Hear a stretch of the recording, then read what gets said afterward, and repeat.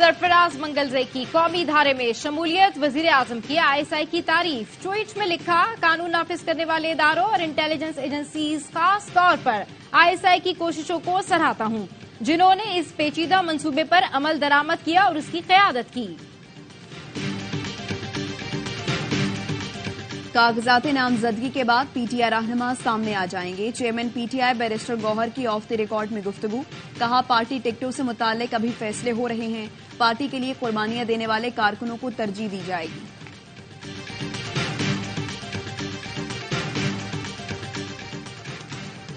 और साबिक chief justice Saqib Nisar के घर के गैराज में धमाका, 2 मुलाजमीन जख्मी। साकिब निसार का कहना है, घर में कोई चीज फेंकी गई, पुलिस तफ्तीश के बाद ही कुछ कहा जा सकता है। मनसेहरा की बहू वजीर आला पंजाब होगी। कैप्टन रिटायर्ड सफदर ने नून लीग का प्लान बता दिया। कहा, मरियम नवाज पंजाब में सूबाई और कौमी की नशस्त से इलेक्शन लड़ेंगी।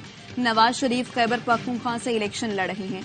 अमीर मकाम को खैबर पख्तूनख्वा की वजारत आला दी जाएगी। मैं इलेक्शन में हिस्सा नहीं लूंगा, आवाम की खिदमत करूंगा।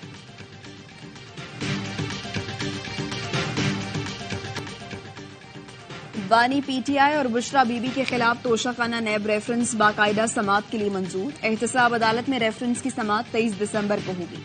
साइफर केस की इन कैमरा समात के हुक्म के खिलाफ दरखास्त समात के लिए मुकर्रर। इस्लामाबाद हाई कोर्ट में बानी PTI की दरखास्त की समात कल होगी। दरखास्त के फैसले तक ट्रायल कोर्ट को मजीद कार्रवाई से रोका जाए, दरखास्त में इस्तदा।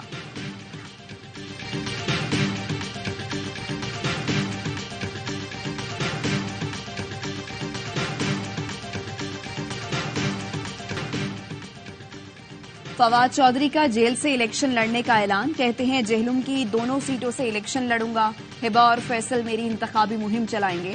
जेहलुम ता पिंड दादन खान कैरेज वे मंसूबे में करप्शन का केस। एहतसाब अदालत ने फवाद चौधरी का 10 रोजा जिस्मानी रिमांड मंजूर कर लिया।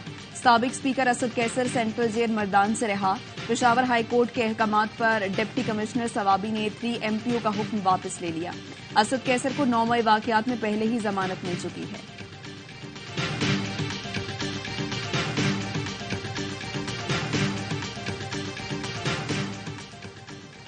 रावलपिंडी पुलिस ने PTI के 7 रहनुमाओं के वारंट गिरफ्तारी के लिए ATC से रुजू कर लिया। पुलिस ने मतलूब रहनुमाओं की फहरिस्त अदालत में पेश कर दी। जुल्फी बुखारी, जरताज गुल, फर्रुख हबीब, हम्माद अजहर, वासिक कयूम और दीगर शामिल। पुलिस ने दरखास्त में कहा, मुल्जिमान 9 मई के दीगर मुकदमात में मतलूब है। गिरफ्तारी से बचने के लिए मुसलसल रुपोश हैं। सेहूनी टैंकों ने 7 अक्टूबर को अपने ही शहरियों पर हमले किए। इस्राएली जरीदे की तहकीकात ने खूनी ड्रामा बेनकाब कर दिया। वीडियो में देखा जा सकता है कि इस्राएली टैंक बाहर के इलाके में घरों को निशाना बना रहे हैं। इस्राएल ने दावा किया था कि हमास ने इस्राएली शहरियों के घरों पर बमबारी की। अखबार के मुताबिक टैंकों के हमले में मुतादिद शहरी हलाक और जख्मी हुए, जिसका इल्जाम इस्राएल ने हमास पर लगाया। रिपोर्ट सामने आने के बाद नेतन्याहू हुकूमत की जानिब से कोई रद्द-ए-अमल नहीं दिया गया। इस्राएल यरगमालियों की रिहाई के लिए जंग में एक और वक्फे के लिए तैयार। गजा में जंगबंदी के लिए कोशिशें तेज कर दी गईं। हमास रहनुमा इस्माइल हनिया मिस्र पहुंच गए। बरतानवी वज़ीर ख़ारजा भी आज मिस्र का दौरा करेंगे। CIA और मोसाद के सरबराह की कतरी वज़ीर आज़म से पोलैंड में मुलाकात। सीज फायर और कैदियों की रिहाई पर बात हुई। सलामती कौंसिल में गजा से मुताल्लिक करारदाद पर वोटिंग एक बार फिर मौखर। रुकन ममालिक का करारदाद के मुसव्वदे पर इख्तिलाफ। वोटिंग आज होगी। मलेशिया ने इसराइल की गजा में जारियत के रद्द-ए-अमल में इसराइली बहरी जहाजों के लंगर अंदाज होने पर पाबंदी आयद कर दी।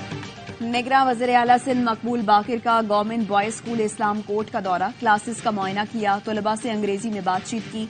कोई बच्चा अंग्रेजी में बुनियादी सवालात के जवाब न दे सका। निगरान वज़ीर आला सिंध डायरेक्टर स्कूल एजुकेशन पर बरहम। कहा, कौम के मेमारों को खुद तबाह कर रही हैं तो तरक्की कैसे करेंगे।